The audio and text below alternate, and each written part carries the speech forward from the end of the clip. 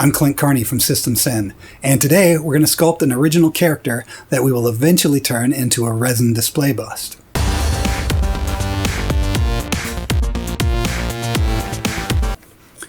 So this is a bust that I created last year. As you can see, there are two different versions of this same guy. They're made from the same sculpture. And today I'm going to walk you through the process step by step of how I create a bust like this. We're going to create something brand new. I'm going to break this into two parts. Part one will cover my process for creating the character, essentially how I discover the character while I'm sculpting and the techniques I use for sculpting. And then in part two, I'll walk you through the process of making a mold, casting the sculpture in resin, painting it, and all the other finishing work to create the final product so that you can make something of your own if you like. Anyway, I'm excited to get into this and see what we can create today, so let's get started. Woo! So I have this human head form that I use to sculpt on top of. I have several of them actually, but for this one I'm using this kind of half head because I just need the front part of the head. And the clay that I'm using is called monster clay, and this is the medium hard variety of monster clay. It kind of has the consistency of a, semi-hard wax. It's real easy to sculpt with, and if it gets too hard, you can just use a heat gun or a hair dryer and heat it up a little bit, and it becomes a lot softer, which you'll see me do periodically throughout the sculpt. So the first thing I do is I cover the head form with just a layer of clay just to give me something to work with. And then I go ahead and I start putting in different features. I don't know what this sculpture is going to be when I start. Oftentimes that's the case. I just kind of start sculpting and see what I can come up with. And that's the way I like to do it. If I'm working for a client or working on a TV show or a movie or whatever, and it's something specific, obviously my approach is a lot different. But when I'm just working on a project for myself, just for fun, I like to go into it with no expectations about what the sculpture can be.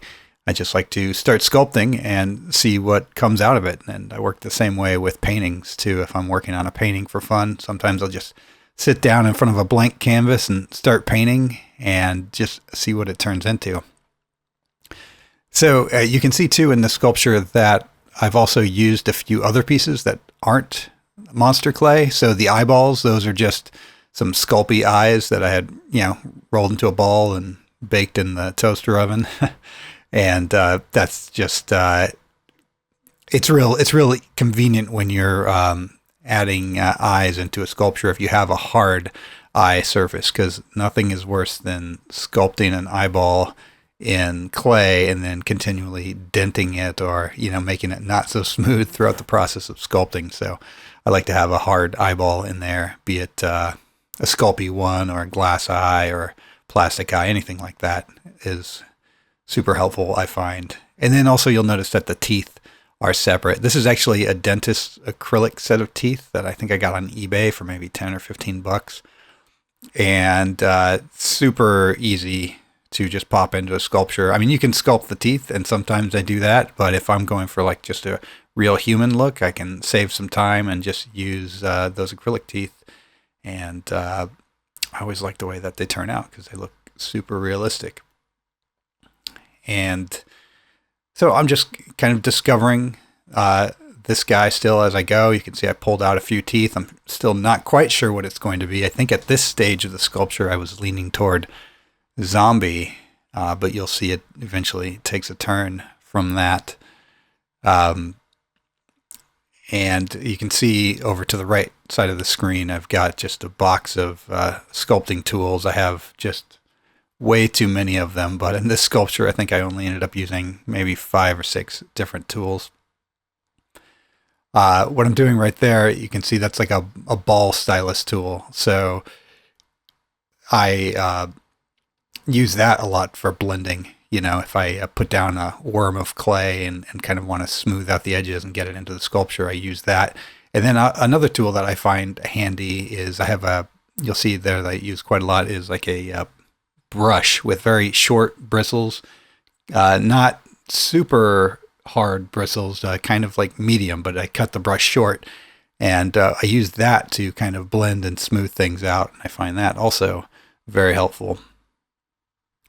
And here, again, still discovering the character, I just decided I'm going to rip out the side of his cheek there. So I cut that out, added some muscle, added some skin flap falling over, and then added some extra teeth. And you can see all of a sudden a worm appears in his nose. And I kind of came upon that by accident. I was actually on a phone call, and while I was talking just for fun, I was sculpting a worm. And then after the phone call, I realized I had this worm.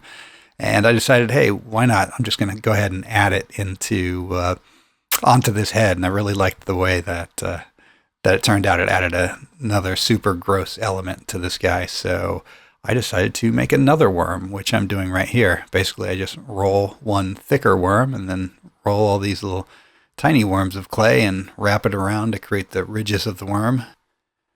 And I had mentioned earlier that I use Sculpey for the eyeballs, but his left eyeball, the Sculpey ball that I had created, actually had a crack in it, had a rough spot. So I decided I'm going to make this other worm burst out, not from an empty eye socket, but actually like it's bursting out of the eyeball itself, which I thought was a super fun and gnarly addition. There was a little cameo by my cat, William, one of two cats. If you blink, you may have missed him. You can rewind and see how cute he is.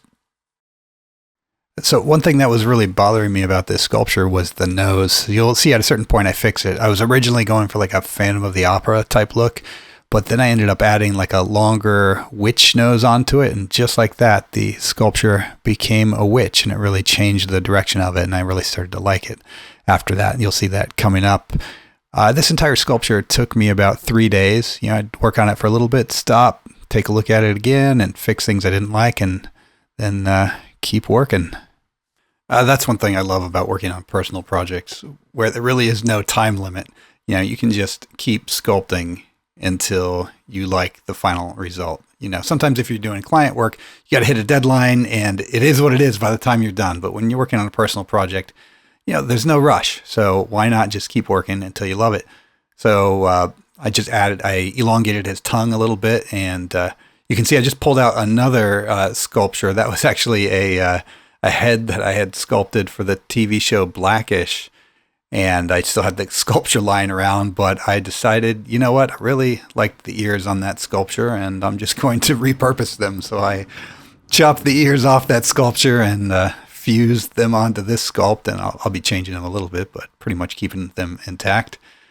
That's one great thing about monster clay is, it's highly reusable. That sculpture that I just stole the ears from, I did that, I don't know, at least 6 months ago or more. And the clay is still usable. This clay that I'm sculpting this mask out of, I had sculpted, I don't know, at least 2 others out of it before. So you can just keep reusing this stuff. It's great. And now we zoom in. I'm just adding some detail. I'm putting some warts on, and then I'm blending those warts in. And I'm, adding some skin texture in, some wrinkles, and cleaning up. You can see the inside of the mouth I hadn't really cleaned up before, so I'm just kind of trying to smooth that out and, add some different texture around.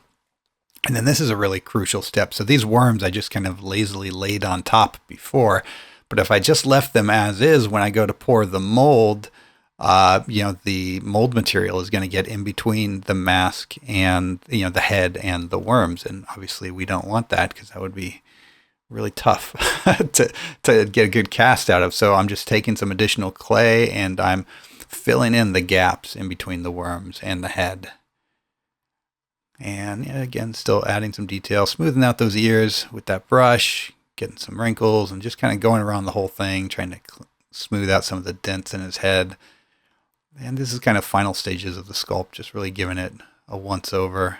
And I decided, you know what, she needs some veins. So I rolled out some clay worms and then just used the stylus to blend those in a bit, and then the brush and the heat gun to kind of smooth them in even more. And now she's looking just super sexy with her veiny forehead. And I'm just about ready to call this done. So now I'm taking out some isopropyl alcohol and I'm just brushing it over the sculpture. This helps smooth out some of my harsher lines and then also gets rid of any little clay boogers. You don't have to do this step. A lot of times I don't, but on this particular sculpture, I think it needed a little smoothing down. So I just did that, just one pass on that. And final step here on the sculpt, I sign my name. Now it's official. And here is the final sculpture. I'm calling her Worm Witch. So this is just part 1 of a 2-video series. In my next video, I'm going to cover making a mold of this sculpture and then casting it in resin, all the way taking it through to a finished display bust. If you like content like this, please like the video and leave a comment below. Let me know what you think. If you have any thoughts on this sculpture, please leave them below. And if you would, please subscribe to the channel. I'd be forever indebted to you. Subscribe and hit that notification bell so that you get updated on all my latest videos. I've got more content to come related to not only masks, but prop making, art, both digital and physical, and music, of course, which is how this channel started. So lots of creative things coming up in the future. Thank you so much for your time. I'm Clint Carney from Systems N.